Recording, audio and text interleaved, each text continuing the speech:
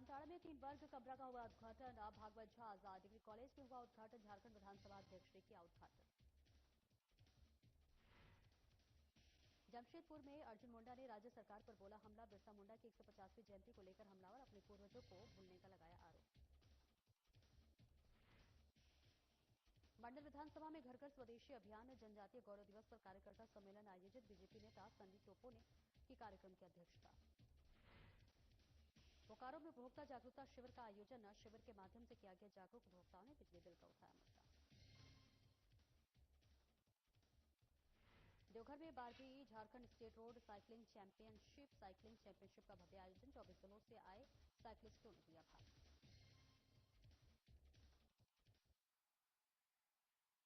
नमस्कार, स्वागत है आपका। मैं हूं आपके साथ सपना दीपक मद्देशिया। बुलेटिन का आगाज करेंगे। कुंडहित प्रखंड में भागवत झा आजाद डिग्री कॉलेज कुंडहित में 3 वर्ग कमरा का झारखंड विधानसभा अध्यक्ष रविंद्रनाथ महतो ने उद्घाटन किया। मौके पर उपायुक्त रवि आनंद और अन्य गणमान्य अतिथियों ने संयुक्त रूप से दीप प्रज्वलित कर कार्यक्रम का शुभारंभ किया। उद्घाटन के उपरांत विधानसभा अध्यक्ष, उपायुक्त और अन्य अतिथियों ने महाविद्यालय वर्ग कमरा का निरीक्षण किया। कार्यक्रम को संबोधित करते हुए विधानसभा अध्यक्ष रविंद्रनाथ महतो ने कहा कि शिक्षा किसी भी समाज की प्रगति की नींव है। कि हमको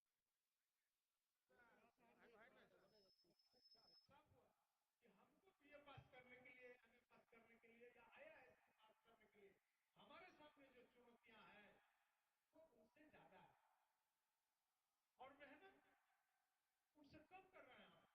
हम नहीं सोच रहे हैं 44 साल पहले जो संस्था बना है ये संस्था आगे कैसे बढ़े। हमको नहीं लगता है कि आगे बढ़ करके किसी आदमी आज तक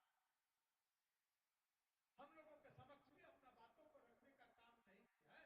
एक आध आदमी है कभी कभी संस्था के कभी व्यक्ति के बारे में बोलते हैं और हम लोग भी प्रयास करते हैं हमारा आर्थिक अनुकूलता के आधार पर हम लोग भी उस व्यवस्था को देने का काम करते हैं। और एक बात मैं आपको बताना चाहता हूं कि पहले स्कूल की संख्या कम थी। आज अगर आप स्कूल की संख्या को गिनेंगे तो हमको लगता है कि कई गुना ज्यादा होगा। पहले हमारा हाई स्कूल के नाम से मात्र कैट हाई स्कूल था जिसमें नाला रहे तो फतेहपुर में 3, कायरा बनी 4, फयर बनी 5, खाजूरी 6, बागडोहरी 7, इसी तरह मिला जुला के 7-8 के आसपास में हमारा था। आज अगर आप गिनेंगे तो यह हमको लगता है कि 15 से ज्यादा पास करता है। इंटर कॉलेज इंटर पढ़ने के लिए आईएएससी आईकॉन पढ़ने के लिए हमारे पास 3 संस्था था। एक Nala inter college, Kundahit inter college, कोई संस्था। 2 संस्था के बाद आज अगर आप inter college inter education IASc ICom पढ़ने के लिए आपके पास नाला है, कुंडहित है। ये दोनों कॉलेज है। नाला inter degree college, Kundahit inter degree college inter पढ़ने के लिए, सिंह वाहिनी उच्च विद्यालय है, बागडोहरी है, खाजूरी है और एक आध जगह छूट रहा है जो मेरे दिमाग में है, उसको भी आगामी दिन हम करने जा रहे हैं। इसी तरह से नाला में लीजिए, इसी तरह से कुंडहित में लीजिए। इसका मतलब इसमें अध्ययनरत छात्र छात्रा की संख्या में इजाफा हुआ है। आज बहुत सारे विद्यार्थी पढ़ने के लिए इच्छुक है, लेकिन सरकार के पास सीमित संस्थान रहने के कारण लोगों का दाखिला नहीं हो पाता है।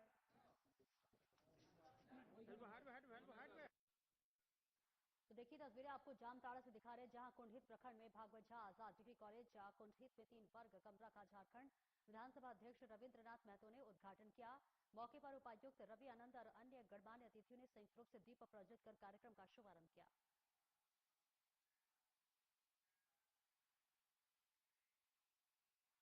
और आगे बढ़ेंगे। बीजेपी के वरिष्ठ नेता सह पूर्व केंद्रीय मंत्री अर्जुन मुंडा ने प्रेस वार्ता कर राज्य सरकार पर हमला बोला। कहा कि अपने पूर्वजों को वर्तमान सरकार भूलने का काम कर रही है।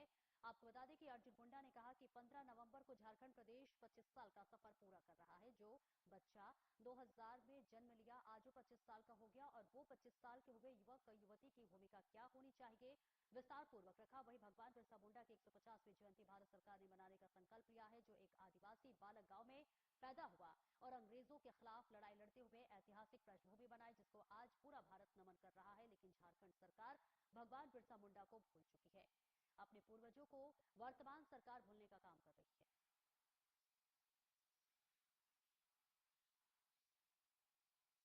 निश्चित रूप से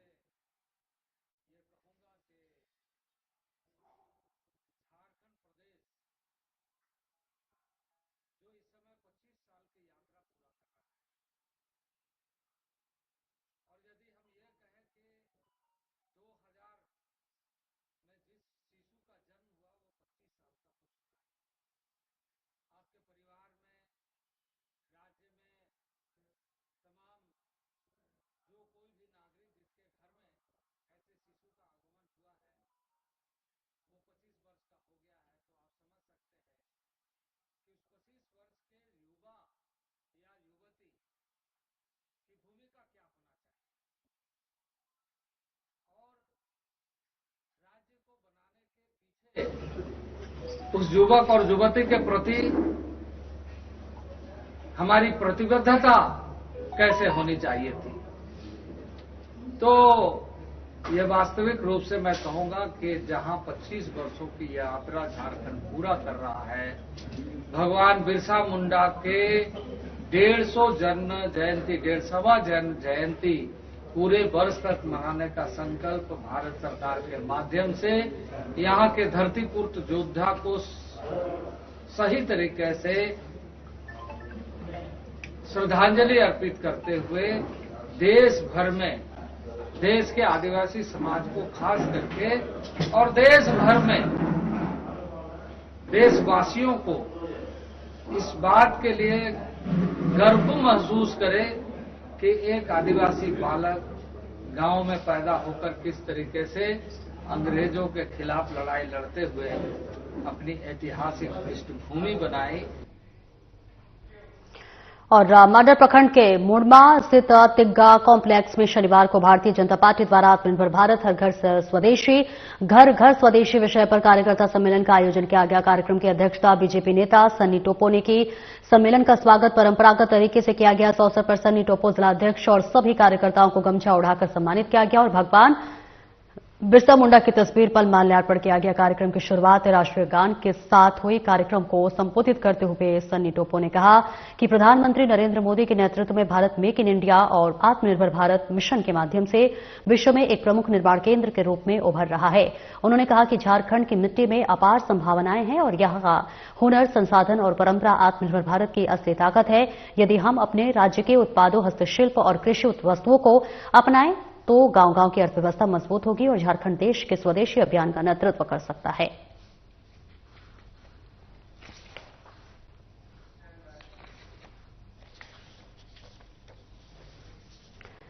बोकारो के चास विद्युत आपूर्ति प्रमंडल द्वारा उपभोक्ता जागरूकता शिविर लगाया गया, जिसमें उपभोक्ताओं को जागरूक करने का कार्य किया गया है। उपभोक्ता का मीटर नंबर, मोबाइल नंबर और सिक्योरिटी डिटेल्स को अपडेट करने का भी इस शिविर में कार्य किया गया और इसकी शिकायतों को भी सुना गया और उसका निष्पादन किया गया। विभाग के एग्जीक्यूटिव इंजीनियर शैलेश तिवारी ने बताया कि चास क्षेत्र में अभी तक 21,000 स्मार्ट मीटर लगाया गया है और स्मार्ट मीटर नंबर के साथ उसका मोबाइल नंबर जोड़ना जरूरी है ताकि बिजली बिल में पारदर्शिता लाई जा सके।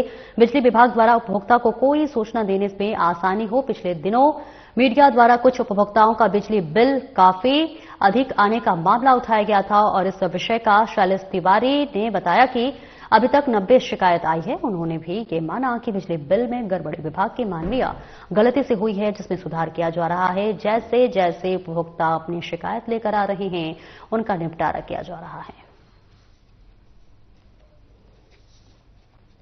क्या समाधान हुआ है? ये जागरूकता शिविर जो कंज्यूमर के जो ध्यानशीश थे उनके रिड्रेसल के लिए आज विद्युत आपूर्ति प्रमंडल चास में लगाया गया है, जिसमें मुख्य रूप से कंज्यूमर का जो मीटर नंबर है, उनका सिलबिट है, सिक्योरिटी का डिटेल है, मोबाइल नंबर है, इसको अपडेट किया जाना था। बहुत से उपभोक्ताओं की शिकायत थी कि बिल जनरेट हो जाता है, मेरा मोबाइल नंबर अपडेट है। जेबीवीएनएल अब स्मार्ट मीटर लगाने की प्रक्रिया में है। स्मार्ट मीटर में हम जैसे ही बिल जनरेट करते हैं उस मोबाइल नंबर पे आपके व्हाट्सएप पे बिल चला जाता है।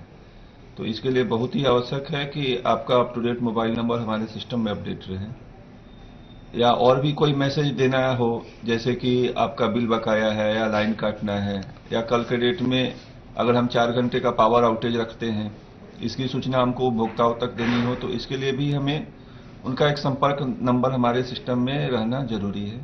इसीलिए आज ये जागरूकता शिविर लगाया गया है। बोकारो हवाई अड्डा को तत्काल चालू किया जाए और इस मार्ग को लेकर आज बोकारो हवाई अड्डे पर नागरिक अधिकार मंच के द्वारा जोरदार प्रदर्शन किया गया और नारेबाजी की गई। प्रदर्शन का नेतृत्व कर रहे मुकुल ओझा ने बताया कि 5 वर्षों से यह हवाई अड्डा बनकर तैयार है, यहां से जहाज कब उड़ेगा इसका इंतजार करते करते बोकारो के लोगों का सब्र टूट रहा है। जब भी मंच इसके विषय में आंदोलन होता है तो यहां के प्रशासन के द्वारा एक नई तिथि बता दी जाती है कि इस दिन को ये एयरपोर्ट चालू होगा, लेकिन अभी तक ये चालू नहीं हो पाया है, जिससे बोकारो के विकास में भी रुकावट आ रही है। एयरपोर्ट के अभाव में कोई भी बाहर की कंपनी या बाहर के डॉक्टर यहां आने से कतराते हैं, जिसके कारण यहां के लोगों को काफी परेशानियों का सामना करना पड़ रहा है और बोकारो का विकास भी रुका हुआ है। उन्होंने कहा कि जब भी हम इसके लिए आंदोलन करते हैं तो दिखावा करने के लिए कुछ न कुछ काम शुरू किया जाता है। बोकारो की जनता एक गैर राजनीतिक संस्था है जो किसी भी नागरिक के ऊपर जो समस्या आती है या उस जगह पे जो समस्या आती है उसको दूर करने के लिए हम नागरिक अधिकार मंच की तरफ से आवाज उठाते हैं।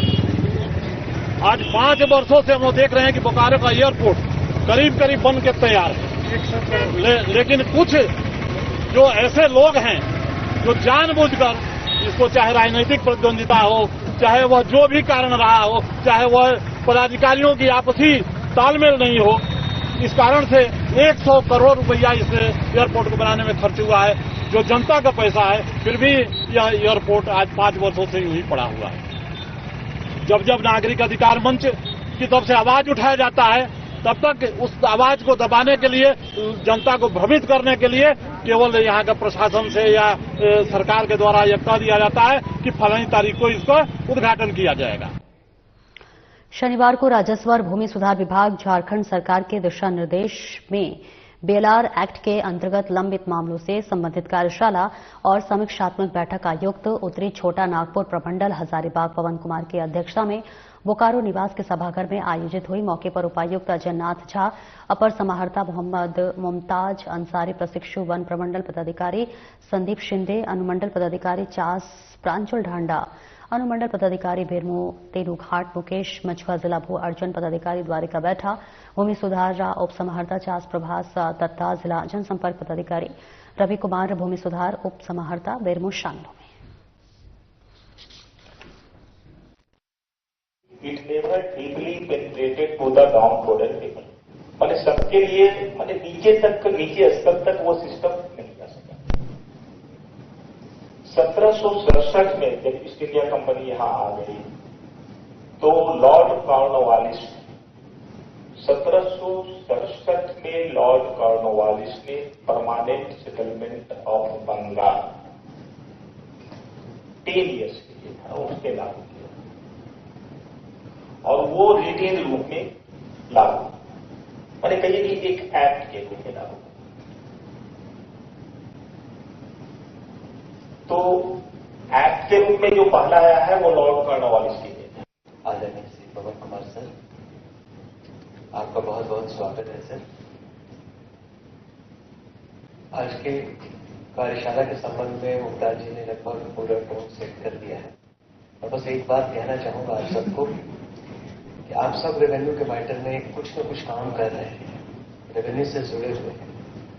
जो पीछे अंचल निरीक्षक हैं और जितने हमारे सीओ हैं, वो सब अपने आप को कहीं न कहीं इसका सिद्धस्त भी मानते होंगे, सोचते होंगे कि नहीं हमको तो बहुत कुछ मालूम है, हम तो सब जानते हैं, हम जैसे करते हैं करेंगे।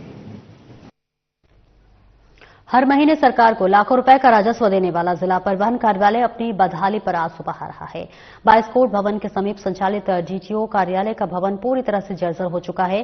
सामान्य दिनों में भी क्षतिग्रस्त भवन की दीवार और छत जगह जगह से न सिर्फ टूट रहा है बल्कि किसी बड़ी घटना को भी आमंत्रित कर रहा है। हालात तो तब और भी ज्यादा भयावह और बेकाबू हो जाता है जब हवाओं के साथ आंधी बारिश शुरू हो जाती है। आसमान में काले बादल छाते ही डीटीओ कार्यालय के कार्यरत कर्मचारियों जो हैं उनकी सांसें फूलने लगती और पता नहीं कब ऊपर से जर्जर छत टूटकर उनके सर और सामान पर गिर जाए। ऐसे में खौफ के साये में परिवहन कर्मी भगवान के नाम का सहारा लेकर कार्यालय का काम निपटाते हैं और स्थिति यह है कि परिवहन कार्यालय के सभी कमरों और बरामदे का छत न सिर्फ पूरी तरह से जर्जर हो चुका है बल्कि टपक भी रहा है। क्षतिग्रस्त छतों से टपकता पानी और क्षतिग्रस्त भवन से टूटकर गिरते छज्जों के कारण यहां कभी भी कोई बड़ा हादसा हो सकता है। पिछले दिनों हुई बारिश के बाद कार्यालय के छत से बारिश की बूंदें दिन रात टपकते रहे। ऐसे में न सिर्फ कर्मचारी दहशत के बीच काम कर रहे हैं। तो देखिए, हर महीने सरकार को लाखों रुपए का राजस्व देने वाला जिला परिवहन कार्यालय अपनी बदहाली का आंसू बहा रहा है। बाइस्कोट भवन के समीप संचालित डीटीओ कार्यालय का भवन जो है वो पूरी तरह से जर्जर हो चुका है, जिसकी तस्वीरें आपके टीवी स्क्रीन पर इस वक्त हम दिखा रहे हैं, जहां हालात ऐसे हो गए हैं कि आंधी और बारिश का जो है कहर भी जब देखने को मिलता है तो कर्मचारियों के सांसें फूल जाती है कि कब ऊपर से कौन सा दरारें जो है उनके ऊपर पड़ जाए। और इसके साथ ही साथ यहाँ के तमाम जो कर्मचारी है वो यहाँ पर डर के साए में जीते हुए नजर आ रहे हैं। करोड़ों का राजस्व देने वाला डीटीओ कार्यालय ही बदहाल स्थिति का रोना रो रहा है। वहीं जान जोखिम में डालकर यहाँ तमाम कर्मचारी काम करते हुए नजर आ रहे हैं और उनके जहन में बस एक ही बात होती है कि कभी भी कोई भी बड़ा हादसा हो सकता है। और इस बीच तस्वीरें दिखा रहे हैं। हालात तब और ज्यादा भयावह हो जाती है जब बेकाबू हो जाता है, जब हवाओं के साथ आंधी बारिश शुरू हो जाती है। आसमान में काले बादल छाते ही डीटीओ कार्यालय के कार्यरत कर्मियों की सांसें फूलने लगती है। पता नहीं कब ऊपर से जर्जर छत टूटकर उनके सर और सामान पर गिर जाए। और ऐसे में खौफ के साए में परिवहन कर्मी भगवान के नाम का सहारा लेकर कार्यालय में काम करते हैं। स्थिति यह है कि परिवहन कार्यालय के सभी कमरों को और बरामदों का छत न सिर्फ पूरी तरह से जर्जर हो चुका है बल्कि टपक भी रहा है। क्षतिग्रस्त छतों से टपकता पानी और क्षतिग्रस्त भवन से टूटकर गिरते छज्जों के कारण यहां कभी भी कोई बड़ा हादसा हो सकता है। पिछले दिनों हुई बारिश के बाद कार्यालय की छत से बारिश की बूंदें दिन रात टपकते रहा। ऐसे में न सिर्फ कर्मचारी दहशत के बीच काम कर रहे हैं बल्कि उनके जहन में यहां पर खौफ भी नजर आ रहा है। तो तस्वीरें चतरा से आपको दिखा रहे हैं जहां करोड़ों का राजस्व देने वाला डीटीओ कार्यालय बदहाल के आंसू रो रहा है। जान जोखिम में डालकर तमाम कर्मचारी यहां पर काम करते हुए नजर आ रहे हैं, जिसकी सीधी तस्वीरें आपको दिखा रहे हैं। देख सकते हैं कितना जर्जर हालात है इस बिल्डिंग की, जिसके अंदर तमाम कर्मचारी डर के साए में रहकर काम करते हुए नजर आते हैं। अब तस्वीरें दिखा रहे चतरा से। है कि सिस्टम वगैरह पर पानी टपकते रहता है। हम लोग किसी तरह से प्लास्टिक से ढक करके काम करते हैं। और एक बार की घटना है कि मेरा एक स्टाफ का माथा पर छत गिरने से लगभग बच गया, न तो बुरी तरह से जख्मी हो सकता था। और दीवार का भी प्लास्टर और बाथरूम वगैरह सब मतलब जर्जर स्थिति में है, जिसके चलते काम करने में काफी कठिनाई होती है। तो सर से अनुरोध है कि ये कहीं शिफ्ट किया जाए, नहीं तो इसको पूरे अच्छी तरह से मरम्मती किया जाए। और पूर्वी सिंहभूम जिले के मुसाबनी प्रखंड के मुर्गा घुटू पंचायत के रुआम तुलगोड़ा बस्ती में कई चापाकल खराब पड़े हुए हैं, जिस वजह से ग्रामीणों को पीने के पानी के लिए काफी दिक्कतों का सामना करना पड़ रहा है। दूर दराज के इलाकों में रहने वाले ये लोग रोजाना पानी जुटाने के चक्कर में घंटों मेहनत करते हैं, लेकिन स्थायी समाधान का इंतजार लंबा होता जा रहा है। ग्रामीणों का कहना है कि उन्होंने कई बार इस समस्या की शिकायत संबंधित अधिकारियों जनप्रतिनिधियों से की, लेकिन अब तक कोई कार्रवाई नहीं हुई। पानी की कमी से उन्हें दर दर भटकना पड़ता है। गांव में कई चापाकल पिछले कई सालों से खराब पड़े हैं। तो तस्वीरें आपको दिखा रहे हैं जमशेदपुर से, जहां पेयजल के संकट से लोग परेशान होते हुए नजर आ रहे हैं। चापाकल के खराब होने से लोग परेशान हैं। लोगों के सामने पेयजल की समस्या लगातार घटती हुई नजर आ रही है। पूर्वी सिंहभूम जिले के मुसाबनी प्रखंड के मुर्गा घुटू पंचायत के रुआम तुलगोड़ा बस्ती में कई चापाकल जो है वो खराब हो चुके हैं। इस वजह से ग्रामीणों को पीने के पानी के लिए काफी मशक्कत करना पड़ रहा है, काफी दिक्कतों का सामना करना पड़ रहा है। परेशानियां बढ़ती हुई नजर आ रही है। दूर दराज के इलाकों में रहने वाले ये लोग रोजाना पानी जुटाने के चक्कर में घंटों मेहनत करते हैं, लेकिन स्थायी समाधान का इंतजार लंबा होता जा रहा है। ग्रामीणों का कहना है कि उन्होंने कई बार इस समस्या की शिकायत संबंधित अधिकारियों जनप्रतिनिधियों से की है, लेकिन अब तक कोई भी कार्रवाई नहीं हुई है।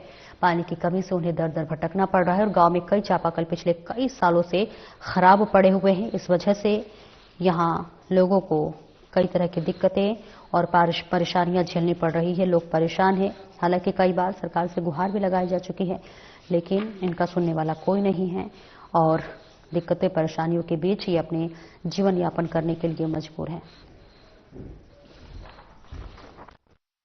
हमारा गाँव नल सब नलगुला खराब আছে, জল খাওয়ার খুব সমস্যা হয়নি। তো এখন বর্তমানে দুটো মাত্র চালু হয়েছে, বাকি সব খারাপ আছে, এখনো পর্যন্ত বনে নাই। আর বনে কি না বনে কোনো ঠিকানা নাই। কত দিক্কত হচ্ছে তোমাদেরকে? মানে পুরাই আমাদের দিক্কত আছে, জলের কোনো ইয়েই নাই।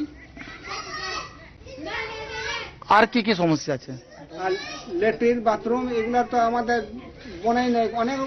অনেক লোকের বনে নাই, অনেক লোকের বনে গেছে, বাছে বাছে বনাই দিয়েছে, বাছে বাছে বনে নাই, এইরকম অবস্থা।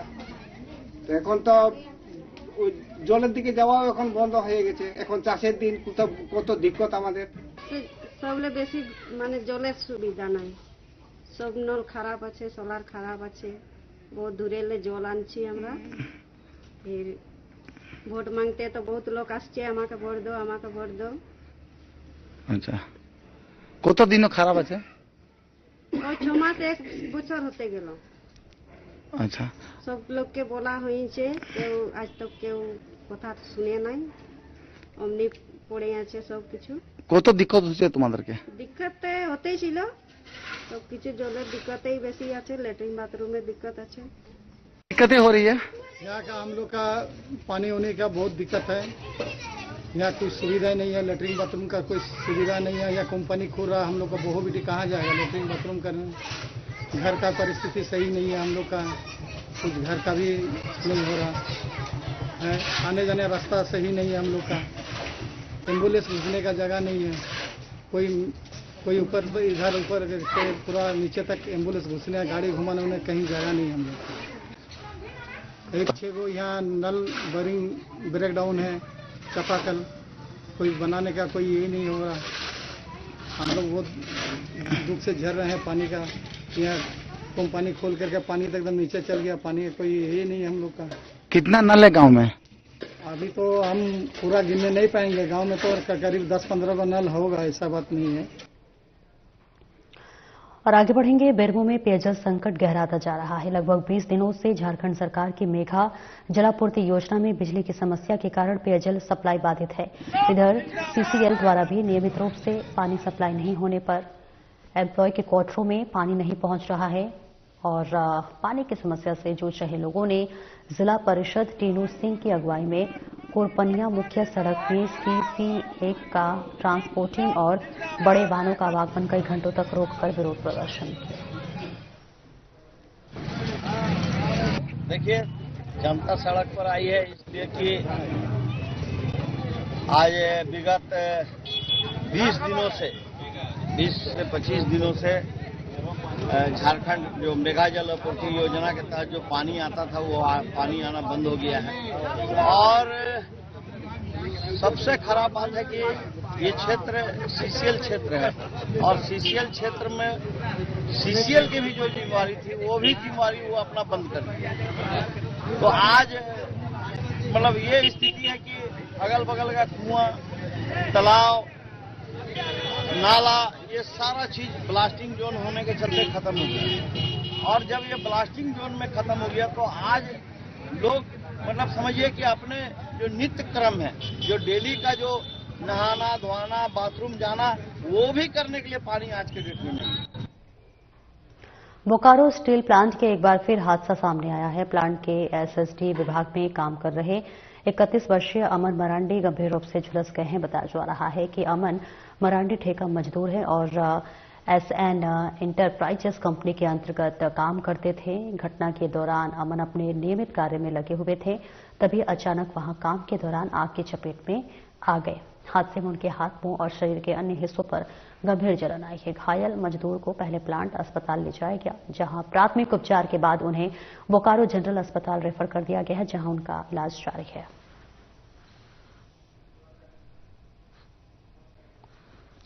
तो देखिए बोकारो से ये तस्वीरें आपको दिखा रहे हैं, जहां बोकारो स्टील प्लांट में एक बार फिर हादसा सामने आया है। प्लांट के एसएसडी विभाग में काम कर रहे 31 वर्षीय अमन मरांडी गंभीर रूप से झुलस गए हैं। बताया जा रहा है कि अमन मरांडी ठेका मजदूर हैं और SN इंटरप्राइजेस कंपनी में अंतर्गत काम करते थे।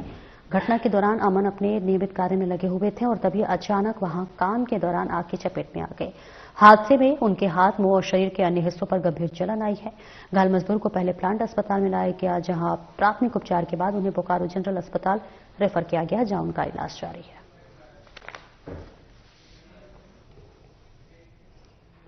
और खेल प्रेमियों से खचाखच भरे आयोजन स्थल पर प्रतिभागियों ने पूरी ऊर्जा और उत्साह के साथ साइकिलिंग का शानदार प्रदर्शन किया। कार्यक्रम में मौजूद अधिकारियों ने कहा कि इस तरह की प्रतियोगिताएं न केवल युवाओं को खेल से जोड़ती है, बल्कि उनमें अनुशासन, फिटनेस और आत्मविश्वास भी बढ़ाती है। प्रतियोगिता के दौरान खिलाड़ियों के हौसले बुलंद रहे और दर्शकों ने भी उनका उत्साहवर्धन किया। तो देखिए देवघर से ये तस्वीरें आपको दिखा रहे हैं, जहां पर खेल प्रेमियों से खचाखच भरे आयोजन स्थल पर प्रतिभागियों ने पूरी ऊर्जा और उत्साह के साथ साइकिलिंग का शानदार प्रदर्शन किया। कार्यक्रम में मौजूद अधिकारियों ने कहा कि इस तरह की प्रतियोगिताएं न केवल युवाओं को खेल से जोड़ती हैं, बल्कि उनमें अनुशासन, फिटनेस और आत्मविश्वास भी बढ़ाती है। प्रतियोगिता के दौरान खिलाड़ियों के हौसले बुलंद रहे और दर्शकों ने भी उनका उत्साहवर्धन किया।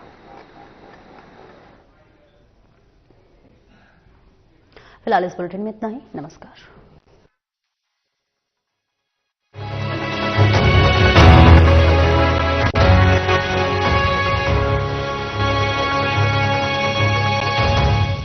नमस्कार। कहते हैं जिंदगी एक